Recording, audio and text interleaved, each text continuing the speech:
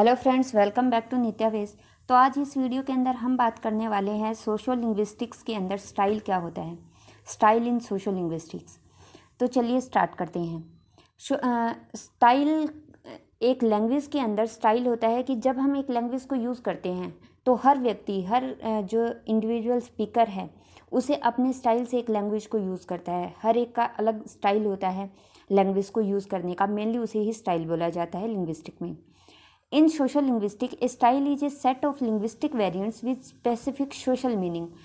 Social linguistics के अंदर जब स्पेसिफिक एक सोशल मीनिंग को लेकर के लिंग्विस्टिक जो लैंग्वेज है उसके अंदर वेरिएशंस जब आ जाती हैं, अलग अलग स्टाइल्स का यूज़ किया जाता है लैंग्वेज को बोलते वक्त सोशल लेवल पर, तो उसे सोशल लिंग्विस्टिक्स में स्टाइल बोला जाता है लिंग्विस्टिक में। In this context social meanings can include social membership, personal attributes और बिलीव्स। इसके अंदर सोशल में क्या आएगा, ग्रुप आ गए, मेंबरशिप्स, पर्सनल एट्रीब्यूट्स, ये सब। Style is not a fixed attribute of a speaker. Style कभी भी लैंग्वेज के अंदर जो हम यूज़ करते हैं वो कभी भी फिक्स नहीं होता। रेदर ए स्पीकर में use different styles depending on the context. जबकि जो स्पीकर होता है वो किस तरह का कंटेक्स्ट है, किस तरह की वो बात कर रहा है, किस तरह के व्यक्ति से वो बात कर रहा है, उस पे डिपेंड होता है एक स्पीकर की स्टाइल का यूज़ करना एक लैंग्वेज के अंदर। Next, A style is not a social और रीजनल डायलेक्ट। ये किसी तरह का लैंग्वेज के अंदर कोई डायलेक्ट नहीं होता, डायलेक्ट कोई बोली नहीं होती, but A variety of language used for a specific purpose. बल्कि एक लैंग्वेज के अंदर वेराइटीज़ का यूज़ किया जाता है किसी एक स्पेसिफिक पर्पस को फुलफिल करने के लिए। Style are often analyse along a scale of formality. और इसको ज़्यादा मेनली जो स्टाइल है एक लैंग्वेज के अंदर, स्टाइल को हम एनालाइज कर सकते हैं उसके स्केल ऑफ फॉर्मेलिटी के लेवल पर, कि एक फॉर्मेलिटी के लेवल पर हम उसको जज कर सकते हैं, एनालाइज कर सकते हैं कि कौन से स्टाइल्स का यूज़ किया गया है। मान लीजिए आप अपने दोस्त से बात कर रहे हैं, तो आपका जो बात करने का, एक लैंग्वेज को यूज़ करने का जो तरीका है, उसका स्टाइल है, वो डिफरेंट होगा। आप एक अपने बॉस से बात कर रहे हैं, तो आपके बॉस से जब आप बात कर रहे हैं तो आपके जो लैंग्वेज है उसको यूज़ करने का स्टाइल डिफरेंट है। अब आगे है, speaker can convey the same information differently. कि जो स्पीकर है एक बात को, अगर आप एक वही बात आप अपने बॉस से पूछ रहे हैं तो आपका बोलने का, आपके लैंग्वेज का यूज़ करने का तरीका अलग होगा। आप अपने किसी दूर के रिश्तेदार से वही बात पूछ रहे हैं तो आपका तरीका अलग होगा।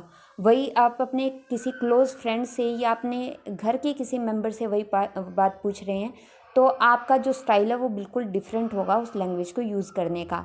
मतलब फॉर्मल से लेकर इनफॉर्मल तक आपके स्टाइल्स चेंज होते जाते हैं लैंग्वेज को बोलते time.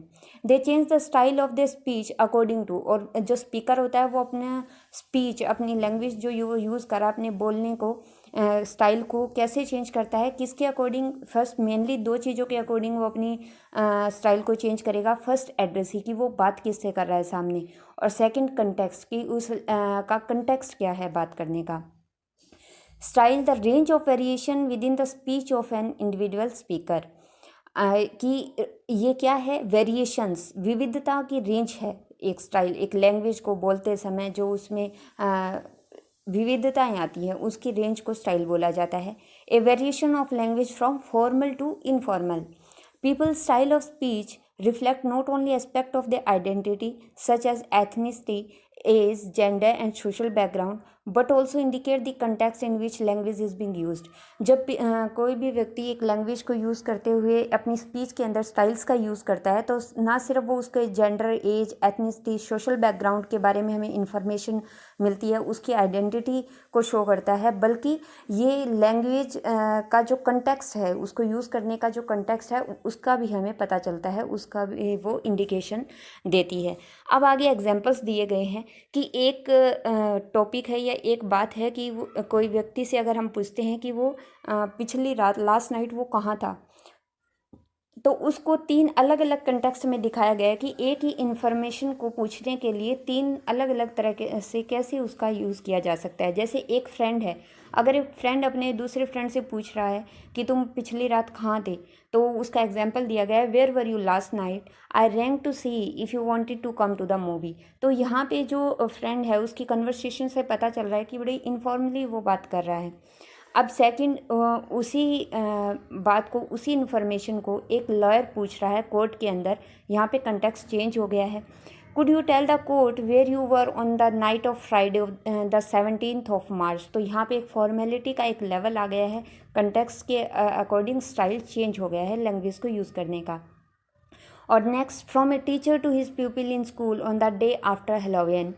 I know some of you went trick or treating last night, and so I thought we might talk a bit today about how you got on.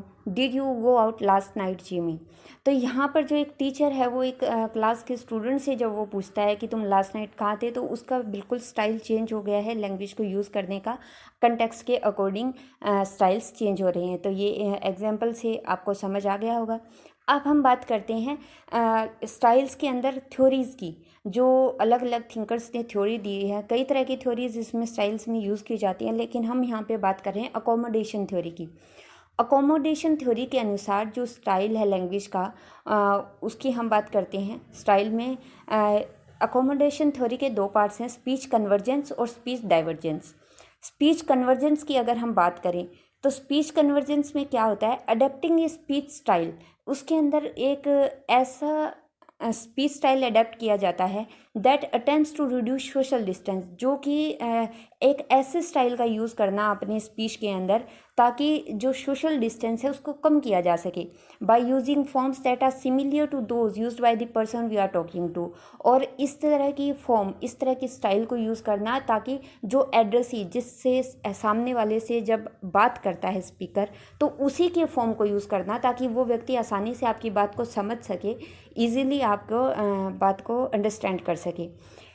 It is A politeness strategy. इसमें क्या होता है कि आप अपने behaviour में, आप अपनी बात करने के तरीके में, चाहे आपको हाई लेवल ऑफ लैंग्वेज आती हो, आपको बहुत अच्छी इंग्लिश बोलनी आती हो, लेकिन जब आपको पता है कि सामने वाला अच्छी से उस भाषा को नहीं बोल पा रहा है या नहीं समझ सकता, तो आप उसी के लेवल के अकॉर्डिंग आप लैंग्वेज का जब यूज़ करते हैं तो ये होती है politeness strategy.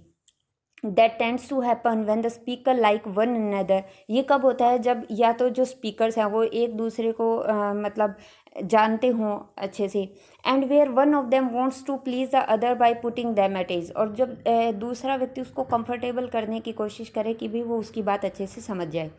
People converse there speech downward. और इसमें क्या होता है, जो व्यक्ति, जो बोलने वाला व्यक्ति है, स्पीकर है, वो अपने स्टाइल ऑफ लैंग्वेज को नीचे की तरफ ले जाता है, toward the lesser linguistic proficiency. मतलब लिंग्विस्टिक प्रोफिशिएंसी का मतलब कि जब एक लैंग्वेज को हम बहुत परफेक्टली, बहुत ग्रामेटिकली, लेक्सिकली बहुत अच्छे से स्टाइल में यूज़ कर सकते हैं, जबकि आगे वाले एड्रेसी को ध्यान में रख कर, उसके लेवल को ध्यान में रख करके हम अपना लैंग्वेज को यूज़ करने के लेवल को नीचे ले जाएं to the addressee who are often of a lower status, जो कि एक तरह से लोअर स्टेटस की कह सकते हैं। यहाँ पे एग्जाम्पल से आप समझिए, when a doctor addresses a patient. जब एक डॉक्टर एक पेशेंट के साथ बात करता है, उसे एड्रेस करता है, and simplifies the vocabulary items he is using instead of using the jargon of the medical field. जब एक डॉक्टर एक पेशेंट से बात करता है तो जो उसके बात करने का तरीका है, वो उस पेशेंट से बात करेगा तो उसके लेवल की ही बात करेगा ताकि उसे समझ आ जाए। वो वहाँ पर डॉक्टर बैठ करके मेडिकल टर्म्स को तो पेशेंट के सामने यूज़ नहीं करेगा, क्योंकि उसे पता है कि वो मेडिकल टर्म्स को या कॉम्प्लेक्स टर्म्स को नहीं समझ सकता। लेकिन जब वही डॉक्टर अपने किसी सीनियर डॉक्टर से बात कर रहा है, या अपने किसी कुलीग से बात कर रहा है, या अपने लेवल के दूसरे डॉक्टर से बात कर रहा है, या अपर लेवल के डॉक्टर से बात कर रहा है, तो वो क्या करेगा, अपनी लैंग्वेज को यूज़ करने में ज़्यादा कॉम्प्लेक्स या मेडिकल टर्म्स का यूज़ करेगा। तो वो अपनी जो लैंग्वेज है, प्रोफिशिएंसी है, उसका अपवर्ड, ऊपर की तरफ लेकर चला गया। तो people convert their speech upward toward the more sophisticated linguistic proficiency to the addressee who are often of a higher status. जो हायर स्टेटस के होते हैं, मान लो एक डॉक्टर सीनियर डॉक्टर से बात कर रहा है, तो जो सीनियर डॉक्टर वो उससे हायर स्टेटस का है, और उससे बात करते टाइम जो डॉक्टर है वो अपनी लिंग्विस्टिक जो प्रोफिशिएंसी है उसको ऊपर की तरफ लेकर जाएंगे, और अच्छे जो मेडिकल टर्म्स हैं उनका यूज़ करेगा, लैंग्वेज की अच्छी वोकेबलरीज का यूज़ करेगा। जबकि जो लोअर स्टेटस का व्यक्ति है उसके साथ वो लोअर लेवल की लैंग्विस्टिक प्रोफिशिएंसी का यूज़ करेगा, और इसको पोलाइटनेस स्ट्रेटेजी बोला गया है। और यही है speech convergence according to the accommodation theory. अब हम अकोमोडेशन थ्योरी के स्पीच कन्वर्जेंस को समझते हैं। स्पीच कन्वर्जेंस क्या होता है? Deliberately choose a different language style not use by the addressee to increase social distance. जानबूझ करके एक अलग लैंग्वेज का यूज़ करना। आपको पता है कि आज जो सामने वाला व्यक्ति है वो इंग्लिश नहीं जानता, उसे इंग्लिश नहीं आती इतनी ज़्यादा, लेकिन वो आपका पड़ोसी है या आपके इक्वल सोशल लेवल का व्यक्ति है या फिर आपके बराबर का कोई कुलीग है या कोई आपका फ्रेंड है, लेकिन आपको अच्छी इंग्लिश आती है या कोई और लैंग्वेज आपको अच्छे से आती है, आपकी पकड़ है, आप जानबूझकर उसके सामने उस लैंग्वेज का यूज़ कर रहे हैं जो जिसकी जानकारी उससे ज़्यादा नहीं है। किस लिए? टू इंक्रीज सोशल डिस्टेंस, ताकि जो सोशल डिस्टेंस है उसे इंक्रीज किया जा सके। अब स्पीच कन्वर्जेंस के अंदर सोशल डिस्टेंस को रिड्यूस किया जाता है, स्पीच डाइवर्जेंस के अंदर सोशल डिस्टेंस इंक्रीज किया जाता है। It is considered an uncooperative speech behaviour, और इसको क्या माना जाता है? एक अनकोऑपरेटिव स्पीच बिहेवियर माना जाता है। And tends to happen when a person want to show his cultural distinctiveness, social status, ethnic identity etcetera. और इस लैंग्वेज का या स्पीच डाइवर्जेंस का कोई व्यक्ति कब इस्तेमाल करेगा? अगर आपको इंग्लिश आती है, आप और भी अच्छी इंग्लिश किसी व्यक्ति के सामने बोल रहे हो जिसे इंग्लिश कम आती है या आती नहीं है बोलनी, तो उसके सामने आप कब करोगे? जब आप अपने सोशल स्टेटस शो करना चाहते हो या आप अपनी कल्चरल जो आपके अपने कल्चर को ज़्यादा शो करना चाहते हो या अपनी एथनिक आइडेंटिटी को शो करना चाहते हो। जब आप शो ऑफ करना चाह रहे हो तभी आप ऐसा करोगे, ताकि उसके और आपके बीच का जो सोशल डिस्टेंस है इससे वो इंक्रीज़ होता है। People who aspire of a higher social status will diverge upward from the speech of those from the same social class। एक ही सोशल क्लास के अगर हाइयर सोशल स्टेटस के व्यक्ति हैं और वो एक ही सोशल क्लास के हैं, तो वो आपस में बात करेंगे तो अपवर्ड या डाइवर्जेंस लैंग्वेज में यूज़ करेंगे, अच्छी और भी अपवर्ड लेवल की लैंग्वेज यूज़ करने की कोशिश करेंगे ताकि वो अपने आप को और भी ज़्यादा ऊपर दिखा सके। तो ये थी स्पीच डाइवर्जेंस का कंसेप्ट अकोमोडेशन थ्योरी के अकॉर्डिंग। अब यहाँ पे बात करते हैं स्टाइल शिफ्टिंग के बारे में। स्टाइल शिफ्टिंग क्या होता है? Style shifting refers to a single speaker changing style in response to context. Style shifting होता है कि जब एक स्पीकर है, जब वो एक लैंग्वेज का यूज़ कर रहा है, किसी से बात कर रहा है, कोई भाषा का प्रयोग कर रहा है और उसे करते करते वो अपनी स्टाइल्स को चेंज कर दे बोलते हुए, तो उसे किसी भी कंटेक्स्ट के रिस्पॉन्स में, तो उसे स्टाइल शिफ्टिंग बोला जाता है। और सोशल लिंग्विस्टिक्स के अंदर स्टाइल और रजिस्टर है, उन दोनों को कई बार एक जैसा या इंटरचेंजेबली यूज़ कर लिया जाता है क्योंकि इनमें माइनर डिफरेंसेस होते हैं। Style shifting is a manifestation of intra speaker variation in contrast with inter speaker variation. अब स्टाइल शिफ्टिंग के अंदर क्या होता है कि जो इसमें मैनिफेस्टेशन किसका होता है? Within speaker. Intra speaker variation इसमें ज़्यादा होता है, ना कि inter speaker variation. It is a voluntary act which an individual effects in order to respond to और initiate changes in social linguistic situations. और इसके ये क्या है? एक वॉलेंट्री एक्ट होता है, मतलब अपनी इच्छा से जो स्पीकर है, अपने बोलने वाला व्यक्ति है, वो इस तरह की सिचुएशन को यूज़ कर लेता है।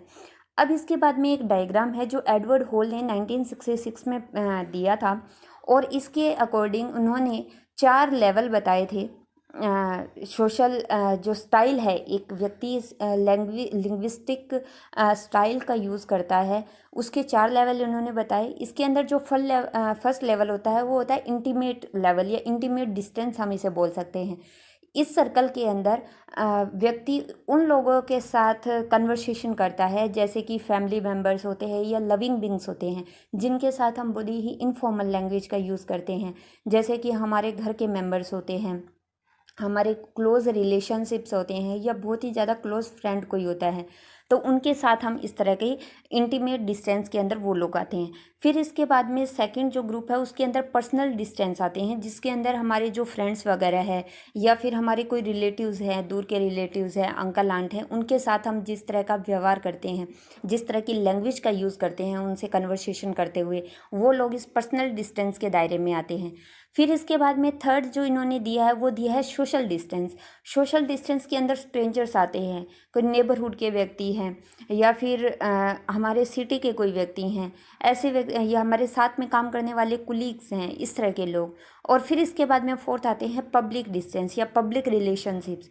तो पब्लिक डिस्टेंस के अंदर वो लोग आएंगे जैसे आपकी किसी को आप भाषण दे रहे हैं, आप एक पब्लिक स्पीच दे रहे हैं, या फिर आप किसी कॉलेज के अंदर किसी काफ़ी सारे ग्रुप ऑफ पीपल से बात कर रहे हैं। तो इस तरह पब्लिक रिलेशंस के अंदर ऐसे लोग आ जाते हैं जिनका आपका डायरेक्टली कोई सीधा संबंध या पर्सनल रिलेशन उनसे नहीं होता। तो ये थी हमारे सोशल लिंग्विस्टिक्स के अंदर स्टाइल का कंसेप्ट। होप सो आपको समझ आया होगा। इस लेक्चर का PDF नोट्स भी अवेलेबल आपको करवाए गए हैं, जिसके लिंक डिस्क्रिप्शन बॉक्स में टेलीग्राम चैनल का लिंक दिया गया है। वहाँ जा कर के आप इस लेक्चर के PDF नोट्स भी ले सकते हैं। तो चलिए इसी के साथ मिलते हैं नेक्स्ट वीडियो में। Till then keep practising. Thank you.